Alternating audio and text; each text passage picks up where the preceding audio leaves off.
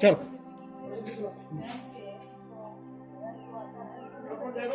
हाँ हाँ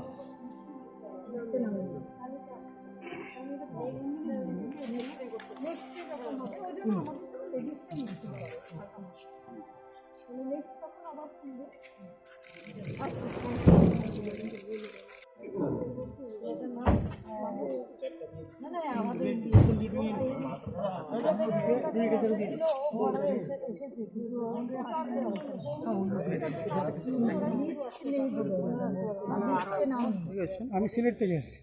কতদিন ছিলেন ওখানে? আমি মার্চের 21 তারিখ 11 তারিখ গিয়েছিলাম, প্রায় 2 মাস 18 দিন। আপনারা কতজন ছিলেন? 3 জন। ওইখানে আপনাদের কোনো ধরনের টেস্ট প্রক্রিয়া কোনো কিছু? ওইখানে হ্যাঁ, না কিছু হয়নি। ওই আসার পথে যেটা হয়েছে। ওইখানকার পরিস্থিতি কিছু জানেন? আচ্ছা, খারাপ হচ্ছে নাকি?